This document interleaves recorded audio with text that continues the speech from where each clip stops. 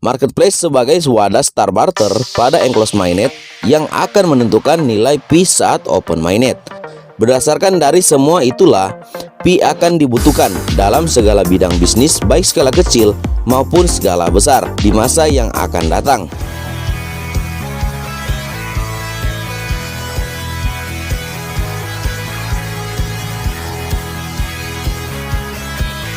Sahabat Pioneer yang berbahagia, tentu puncak pengharapan tertinggi Pioneer adalah keberhasilan proyek dari Pi Network, yaitu ditandai dengan open mainnet, di mana semua aspek sudah terbuka dan semua lini bisnis sudah terkoneksi sehingga hasil Pi yang ada di wallet kita tentu akan fix nilainya untuk melakukan berbagai aktivitas, transaksi, dan berbagai ekosistem. Ekologi utility hanya menunggu waktu kematangan enclosed mainnet yang sudah berjalan menuju keberhasilan karena hanya ada 3 fase menurut WP, dan fase 3 sudah berjalan sejak Desember 2021 dan memasuki Desember 2022 ini. Semoga ada hal-hal baru yang penting yang akan diumumkan oleh core team.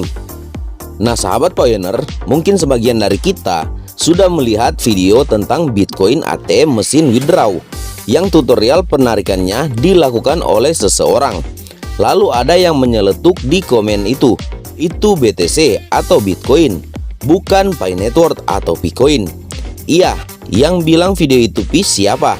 Jadi intinya saya menulis narasi tulisan yang ingin saya hubungkan antara Pi Network dan BTC atau Bitcoin, karena kedua ini mempunyai histori yang erat, di mana pada awal proyek yang dirancang Nicholas dan riset testnet sampai mainnet saat ini berada pada enclosed mainnet menuju kematangan dan penguatan, tidak terlepas dari histori dari BTC atau Bitcoin, di mana pada white paper Pi Network Nicholas jauh-jauh hari baik di WP atau white paper pertama maupun WP atau white paper kedua menerangkan bahwa Pi merupakan uang digital terdesentralisasi, di mana lahirnya akan menjawab segala kekurangan dari kripto pendahulunya, terutama juga kripto BTC atau Bitcoin yang merupakan raja segala kripto saat ini.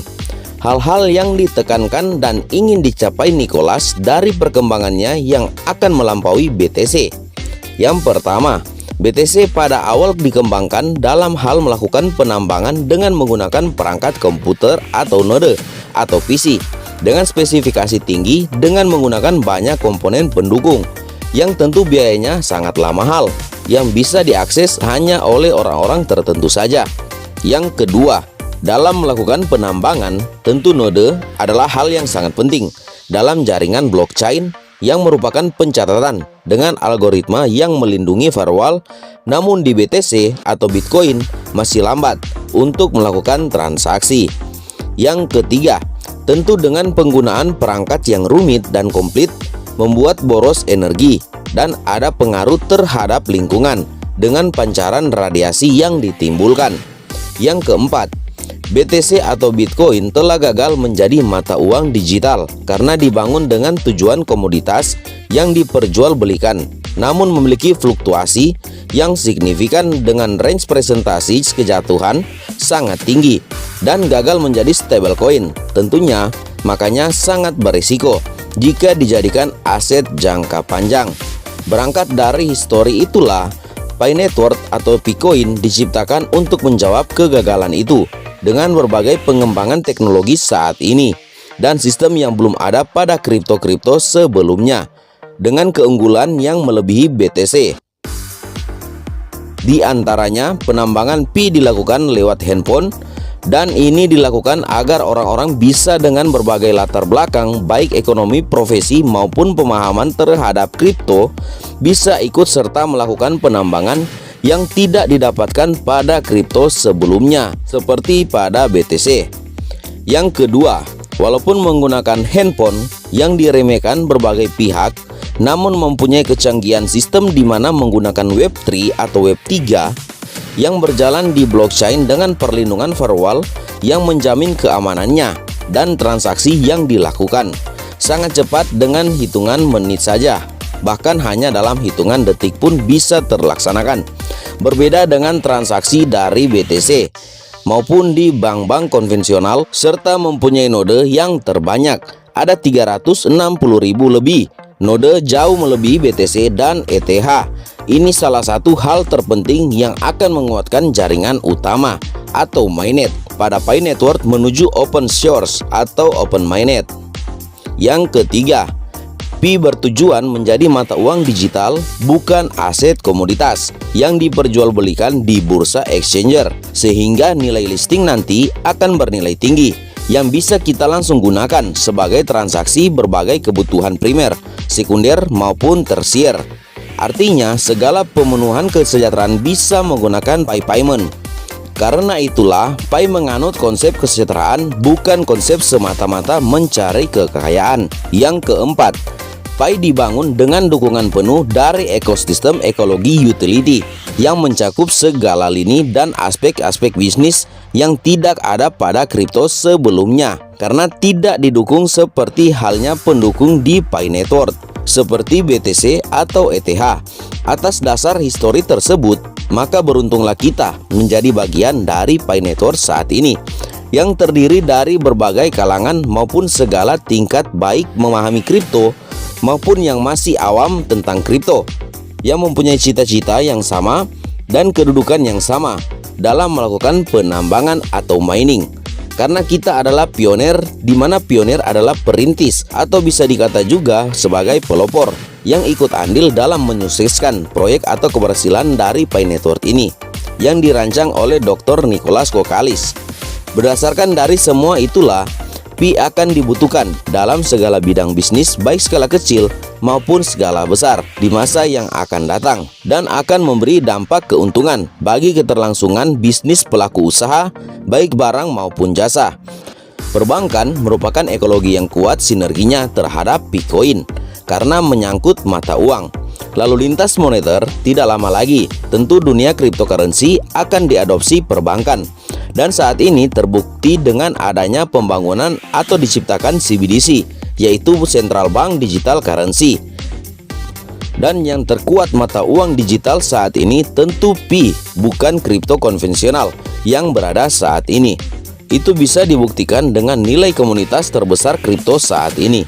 Namun untuk di Indonesia, digital rupiah adalah hal yang utama perannya diimbangi mata uang fiat. Dalam rencana ini tentu Pi sangat berhubungan langsung terhadap CBDC dan sangat mudah masuk ke berbagai bidang yang tidak mengenal batas wilayah negara. Jadi apa yang saya lampirkan ini adalah salah satu bidang bisnis dari ekosistem ekologi utility pada plafon-plafon berbagai bidang sebagai pemegang hackathon pada tahun atau tahap awal sejak Citi mengulirkan proyek ke publik. Sejak awal-awal telah menjadi master plan perkembangan Pi di masa mendatang, dan core team telah membuat hackathon untuk mencari developer yang akan mengembangkan dan siap didaftarkan ke developer portal aplikasi untuk dikoneksikan ke SDK. Dan rencana itu telah melahirkan marketplace maupun bidang-bidang bisnis lainnya seperti Pi Barter Mall sebagai pemenang satu dan Pichamel sebagai pemenang kedua. Dan itulah gerbang awal untuk menuju pembentukan nilai yang akan diawali aktivitas Star Barter.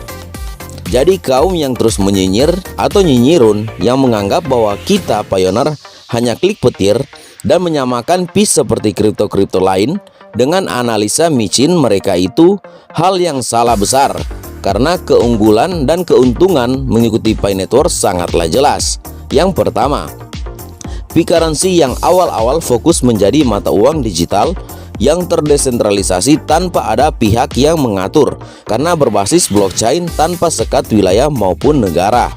Yang kedua, Pi didukung penuh dari berbagai aspek bisnis baik barang maupun jasa yang mencakup semua lini bisnis. Yang ketiga, pada saat open mainnet atau open source, nilainya pasti tinggi karena dirintis dari pondasi awal yang kuat yang dibangun lewat ekosistem ekologi utility dan komunitas yang besar yang tersebar lebih kurang 230 negara dan bagian di dunia ini, dengan didukung penuh dari berbagai aspek bisnis dan tentu nilainya berlaku global. Yang berikutnya, marketplace sebagai wadah Star Barter pada enclosed mainnet yang akan menentukan nilai Pi saat open mainnet. yang berikutnya pada bidang perbankan adalah penguatan di bidang moneter. Karena Pi ingin menjadi uang digital, maka sinergi dengan dunia perbankan dibutuhkan dengan membangun Pi Bank yang akan melahirkan berbagai fiksur dan fasilitas untuk melancarkan transaksi Pi, di antaranya Pi ATM mesin, Pi card, Pi debit, Pi loans, Pi edisi, dan lain sebagainya. Dan semua itu sudah difikirkan Nicholas, dan saatnya open mainnet. Semua lini bisnis sudah terkoneksi ke Pi atau Picoin. Jadi beruntunglah kita yang saat ini tergabung dalam proyek dari Pi Network ini atau Picoin, tanpa nyinyir, tanpa ragu, dan mempunyai optimis yang tinggi. Kita jangan hanya berpandang pada masa kini, namun berpandanglah kepada masa depan. Di saat digitalisasi semua aspek di dunia ini tidak dapat dihindari, dan Picoin adalah salah satu dalam aspek itu, dan diharapkan tetap eksis sampai kapanpun. Karena itu Indonesia tidak akan mau lagi ketinggalan untuk kesekian kalinya dalam mengikuti perkembangan dunia, yaitu sebagai pioneer untuk menambang di Picoin. Nah, pioneer saat ini saja di Indonesia sudah menyetujui untuk pembangunan dari CBDC atau Central Bank Digital Currency. Tentunya ke depan kita akan berharap bahwa Pi Network akan menjadi nilai mata uang digital utama yang nantinya bisa mengubah taraf hidup atau ekonomi kita. Oke Pioneers, cukup sampai di sini untuk informasi kali ini. Betapa berharganya Picoin. Jangan sia-siakan waktu yang kalian punya untuk bisa menambang Picoin. Kumpulkan koin sebanyak-banyaknya, karena suatu saat nanti kalian akan menyesal tidak menambang atau tidak mining di Picoin. Terima kasih. Sebelum kita berpisah, bisa berikan saya like, comment, subscribe agar supaya kalian bisa mendapat notifikasi informasi video berikutnya dari channel ini. Salam petir, salam kaya rame-rame. Sampai kita berjumpa kembali.